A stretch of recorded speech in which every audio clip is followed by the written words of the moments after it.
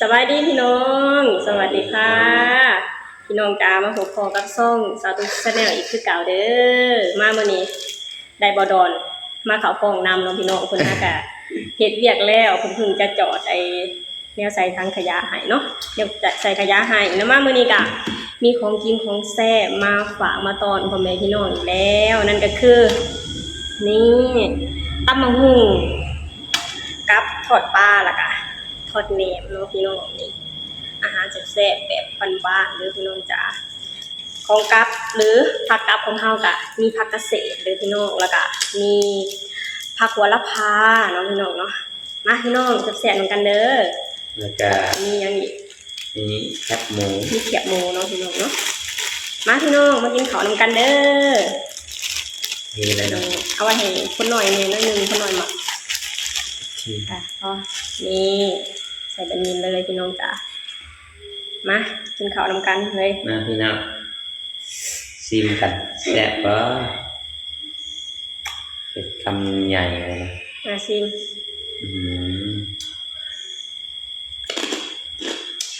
ใช่ปะเขาก็ได้ข้าวเหนียวห่อนๆพี่น้องจ๋ากรอบเขามั้งมีได้ข้าวเหนียวร้อนๆไปน้องครับหนึ่งง่ายเดียวกับกินหมดพอดีกินเบิร์ดพี่น้องหนึ่งลายกันเลยครับเย็นนะพี่น้องครับแค่นั้นผักกระเสริฐ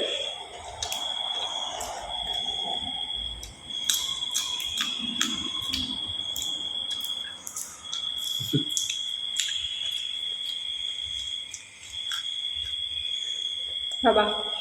อะไรอ่ะปลาไปตกมาจริงพี่น้องปลาธรรมศาสตร์บ่ดอนไปตกมาเพิ่นว่างเรียกบ่ได้ไปส่งปูนนี่เป็นอาทิตย์แล้วเดินหาจะมองอยู่ตกปลาเพิ่นว่างเพิ่นก็เลยหาแนวเพิ่น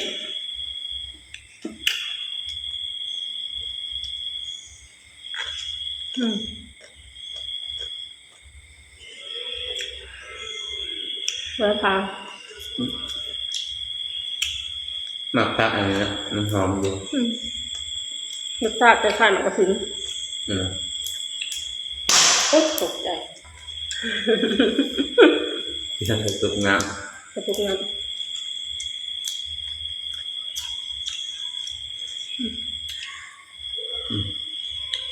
น้ำมันจะแฉะพี่น้อง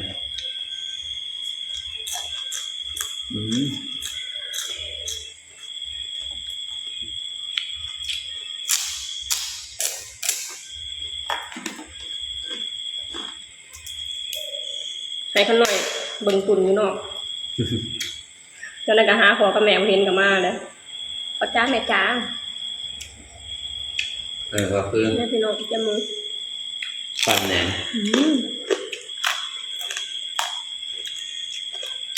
ปอกครับ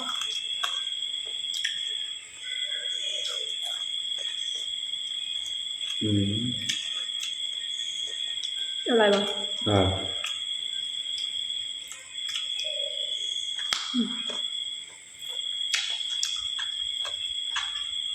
าธรรมชาติได้มากะทิมา2 หน่วยจัด2 หมากเนาะพกตัวเองไงนี่ปลูกไว้ข้างบ้านพี่น้องมาอยู่บ้าน2 ปีค่ะคอยปลูกไปทีละอย่างเป็นทีละอย่างเป็นนำตายแล้วก็ปลูกใหม่ตายแล้วก็ปลูกใหม่พี่น้องเขาต้องสู้อันนี้ปลูกครั้งที่3แล้วเพิ่งจะได้กินชิบุตายมันตายเลยแหละ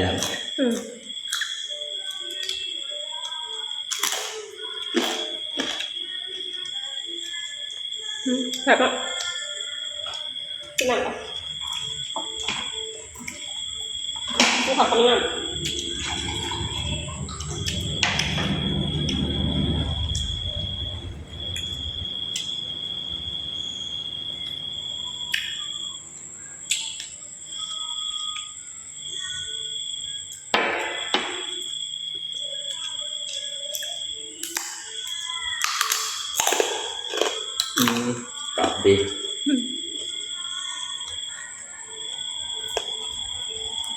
มันหุ่งกับก๊อบ อืม อืม ได้ปะ อืมมีผักขะแยงนำเลย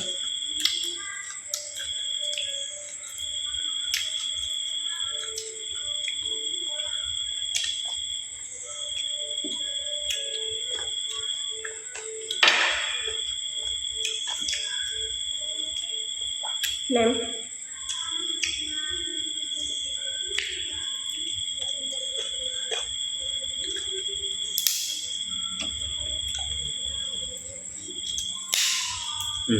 เดี๋ยวหมูพี่น้อง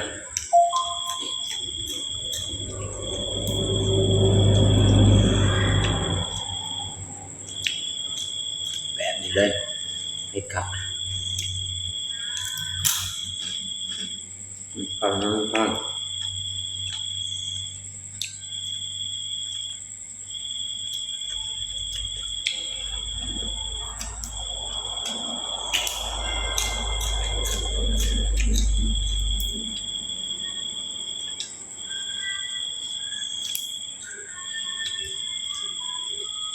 ตำบักหุ่งเนี่ยต้องมีหมูกินมันถึงแซ่บ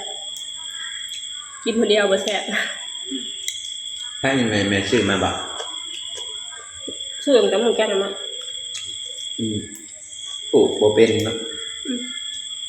เกษตรบ่แพ้ปลาพี่น้องไอ้ปลูกกับปลากินเบิด อยู่น้องใหญ่กับนี้น้องบอลจะเอาไปตกปลาป้าเลยจะทุกหมักทอดแล้วมันกินได้เบิดตัง กรอบ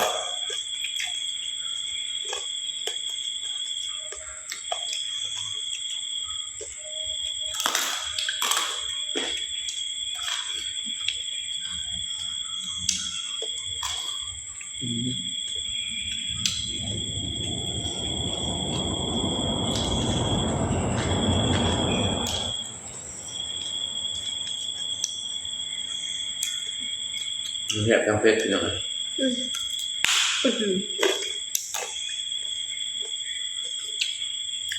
ปลาโหระพา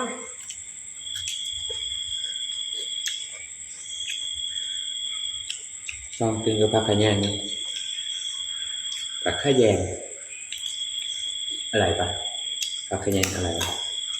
ปลาขยงกินอย่างกับอย่างกับแซ่บ ตำตัวแซ่บ กินกับตำตัวแซ่บ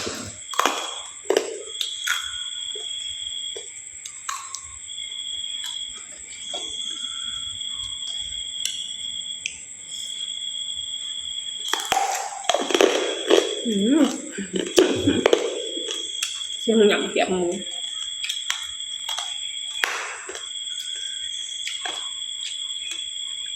จะกรอบๆนะผมกดแวะ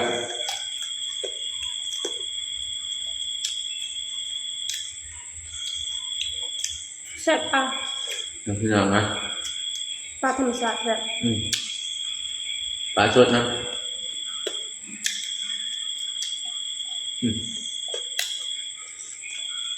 ถอนปลากรอบๆ แล้ว อยู่ ก็ กั ได้ บข้าวเหนียว แล้วก็ได้วางงานเสริมนะสดปลานี่พี่น้อง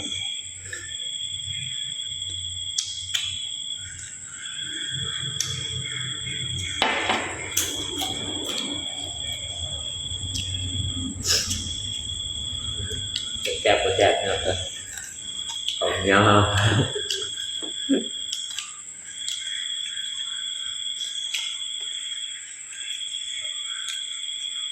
ไปพักมันเลยเมื่อมันมากินกันมากินจัดการมันบ้านมันมาขันมาขันเลย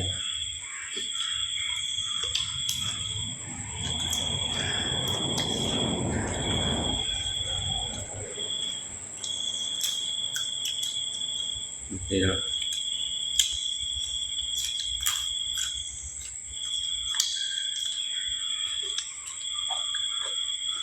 เวลา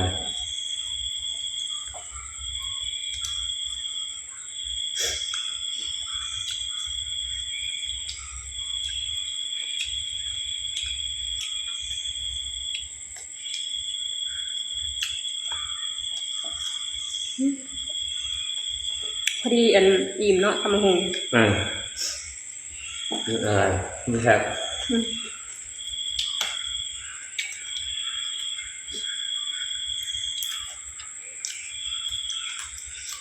บัวค่ะไม่ใช่เนี่ยครับ แล้วเราพากัน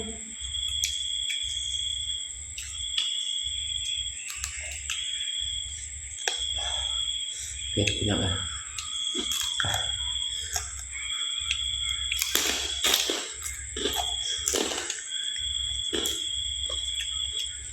ตำพอดีแซ่บพอดีอิ่มมันจังบริทิมมันจังมาใช้ได้ของเลยเนาะ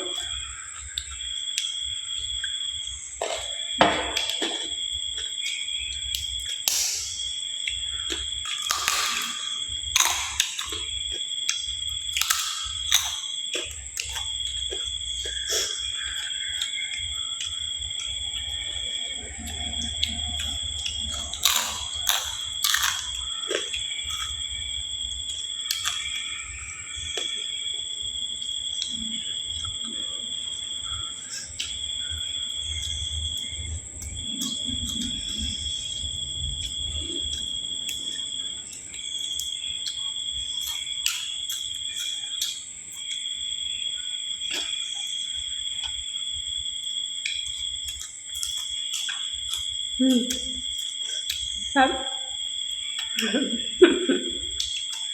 จักแซ่บแซ่บ พี่น้องครับ เบิดอาลาด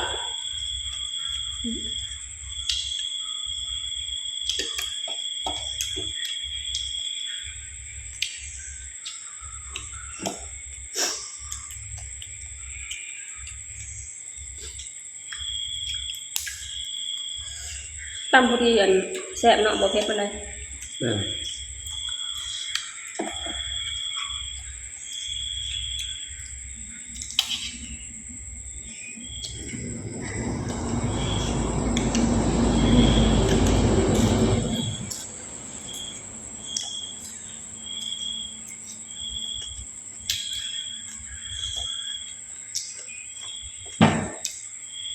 มีกลางปลาแล้วนะแซ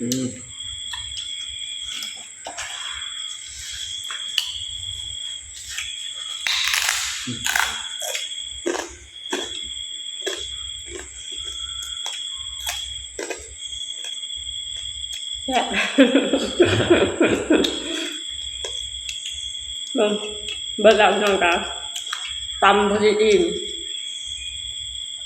ตำหลายแต่มันสิเหลือเสียดายของนะพี่น้องเนาะมันบ่บ่ดอก แม่ นี่อิ่มพี่น้องจ้านี่แหละมื้อนี้สตูกะพาพ่อแม่พี่น้องมากินของบ้านๆของแซ่บๆคือเก่าพี่น้องจ้าเมนูบ้านๆเนาะนั่นก็คือตำบักหุ่งทอดปลาทอดแหนมเนาะพี่น้องแซ่บๆเนาะบ่ดอนเนาะ แม่เดี๋ยวแจ๊บ